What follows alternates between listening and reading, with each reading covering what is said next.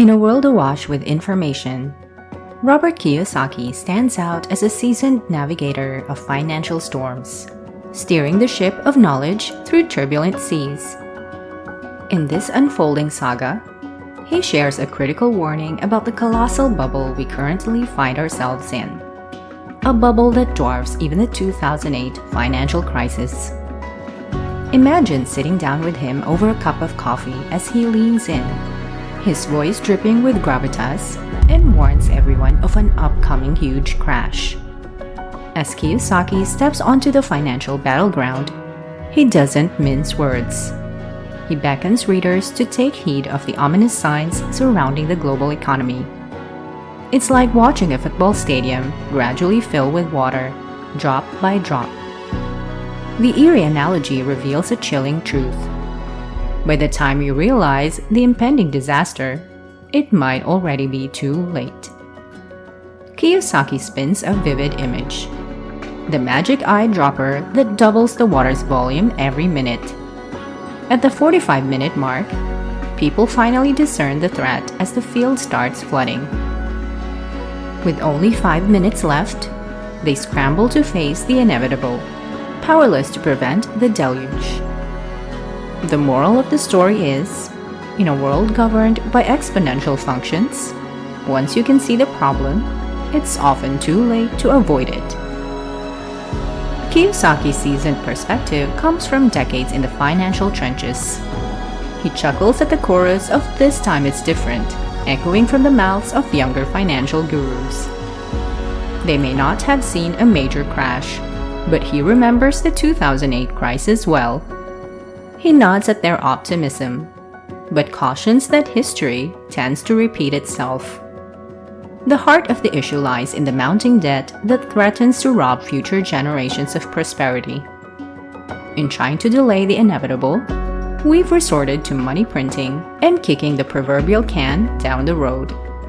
But Kiyosaki believes we're now in those fateful last 5 minutes when the water's depth becomes glaringly evident. The choice before us? Default on our obligations or inflate our way out by printing mountains of money, potentially destroying our currency in the process. Kiyosaki leans toward the latter, acknowledging its political appeal. In either case, the destination remains the same: a reckoning with our debt. As Kiyosaki emphasizes the advantage of age, he harks back to the days of the longest bull market in history. 11 years, starting in 2011. He recalls seizing the opportunity during the MBS and real estate crashes, contrasting his experience with that of his younger counterparts who came of age during this extended boom. He delivers a friendly reminder to consider the age of those doling out financial advice. How old were they when they wore diapers in 2008? He quips, underscoring the importance of discerning who to trust in a world awash with self-proclaimed experts. Kiyosaki raises an eyebrow at the blind faith people place in the Federal Reserve, questioning whether the Fed can print oil, gasoline, or food. He takes a skeptical view of the Three Stooges: Janet Yellen, Joe Biden, and Jerome Powell, as they navigate treacherous economic waters. He believes the Fed's attempts to control inflation may result in demand destruction on an unprecedented scale. With a touch of humor, he likens their predicament to creating too much of a good thing: excessive inflation. In the end, it seems we're left with a choice between deflationary collapse and inflationary debasement of our currency, and Kiyosaki leans toward the latter as the more palatable option. Kiyosaki's journey from a marine helicopter pilot to a financial guru offers a unique perspective on conventional wisdom. He reflects on the 401k revolution of the 1970s, which funneled the unsuspecting baby boomer generation into the stock market. The boom in financial planners who knew little about money left a lasting impression on him. His skepticism extends to the current reliance on stock market investments as Social Security teeters on the brink of insolvency. Kiyosaki sees this as a deliberate ploy and a stark reminder not to blindly follow the prevailing financial narrative. Kiyosaki's unconventional financial wisdom shines through in his unapologetic championing of debt as a potent tool for wealth accumulation. He recalls a pivotal moment when he borrowed money to plunge headfirst into the world of real estate. What makes this decision remarkable is the backdrop against which it occurred: high interest rates, a scenario that would deter many. However, Kiyosaki perceived an opportunity where others saw obstacles. He understood that utilizing debt strategically could yield substantial gains. His strategy was as audacious as it was insightful. Kiyosaki didn't merely borrow money, he leveraged it intelligently.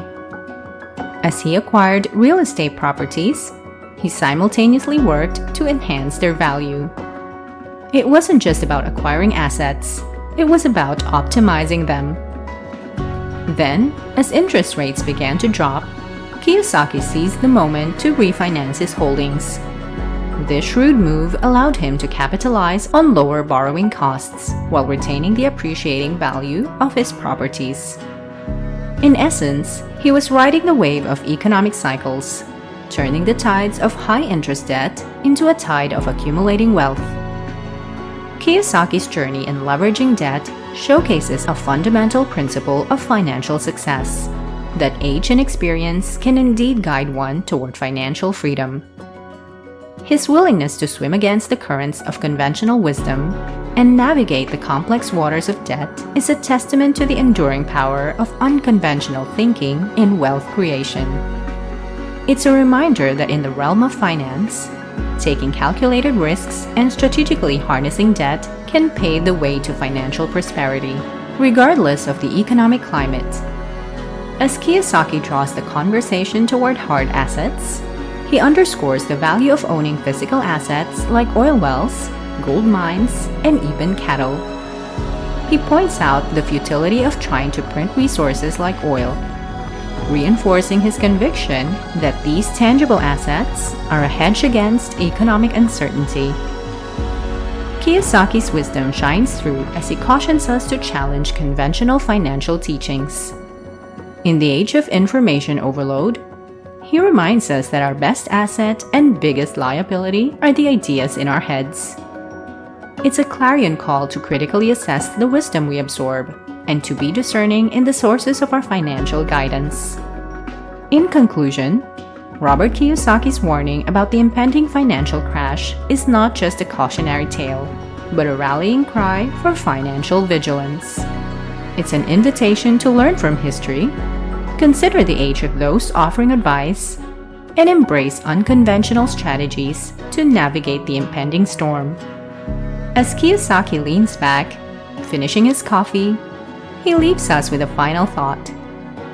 Be careful who puts those ideas in your head, and always question the status quo.